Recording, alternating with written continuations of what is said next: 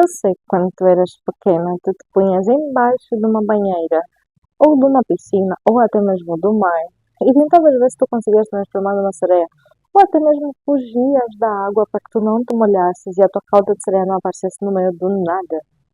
Mas o que eu não entendo realmente é que como é que nós saímos disso para isso? Por que raios eles nos roubaram uma sereia? Se tu queres entender melhor essa história, vem comigo. E sejam todos muito bem-vindos ao canal. Eu sou Diana Lucas e aqui eu falo sobre curiosidades do mundo de cinema, fofoca, filmes, trailers, um monte de coisas, incluindo casos criminais. Tudo aquilo que completa uma boa alma, uma pessoa perfeita. Então, se você gosta desse conteúdo, vem. Se inscreva aqui nesse botãozinho, me sigam, um joinha ajuda muito, me segue também nas outras redes sociais, que se você fica por aqui, você já deve imaginar que você perde muito. Sem mais delongas, pega a sua pipoca, açúcar com açúcar e vem para a nossa fofoca de hoje.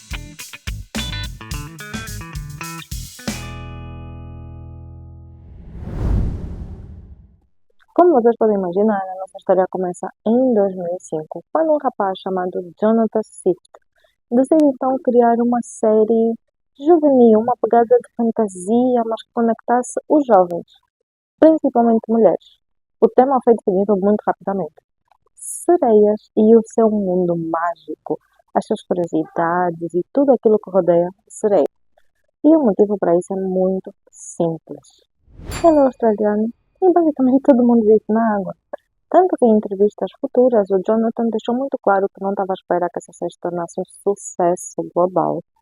E que eles nem se esforçaram muito no casting, porque eles realmente estavam à espera que fosse algo bem mediano, um sucesso assim, muito tranquilo, mas aquilo explodiu. E vocês sabem muito bem disso. E, spoiler, esforçando-se ou não, a série foi um sucesso. O casting tinha requisitos muito simples e eram três pontos bastante importantes.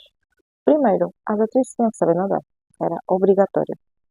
Segundo, elas tinham que fazer a amizade delas parecer muito real, tinha que ser uma coisa que ninguém duvidasse.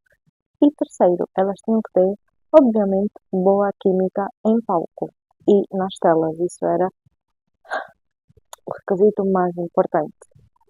E como vocês podem imaginar, o casting chegou a três candidatas perfeitíssimas que, no meu ponto de vista, fizeram com que essa série tivesse sucesso. E então aqui chegamos às protagonistas.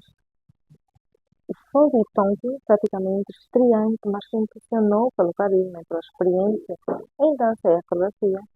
Kariba Ain, escolhida porque já tinha experiência física e parecia perfeita para nadar com uma cauda. E a Clay Ou, a mais experiente das três em termos de atuação. Um ano depois, em 2006, a série é estreada e ela foi um sucesso tão grande globalmente falando que eles acabaram por vender para Nickelodeon, que acabou por transmitir pelo mundo todo. E como vocês podem imaginar, isso explodiu literalmente. Foi um sucesso assim maravilhoso. Não existe propriamente fofocas do palco ou do elenco, assim, grandes dramas, mas existe uma fofoca que é impossível ignorar.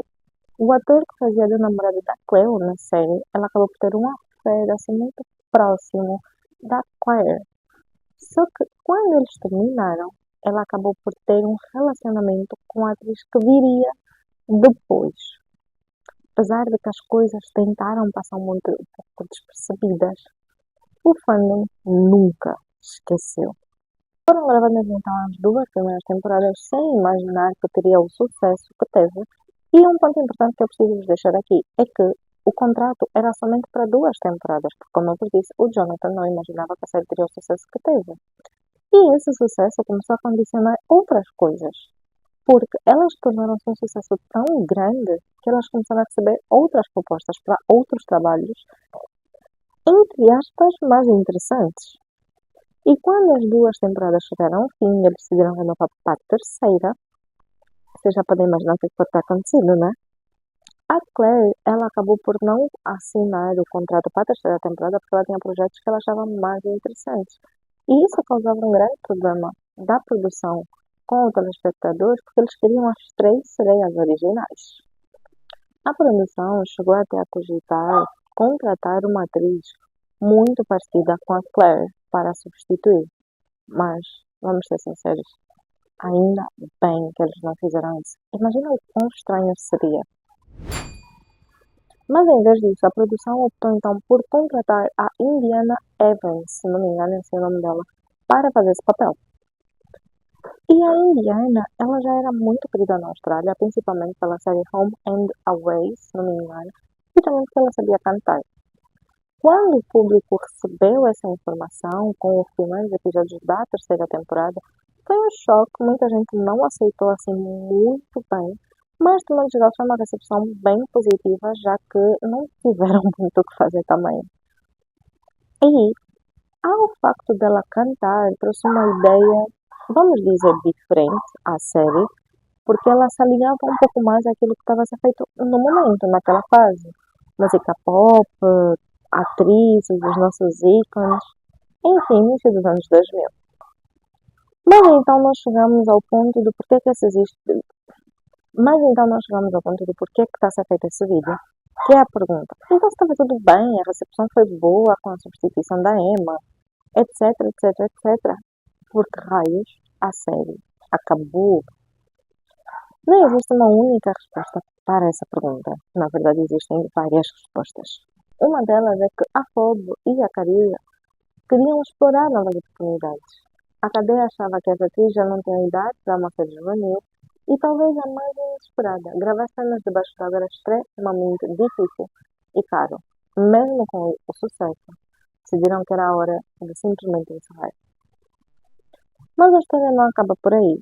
Em 2013, os mesmos criadores de H2O lançaram um spin-off em que tinha sereias e até sereias, ou tritões.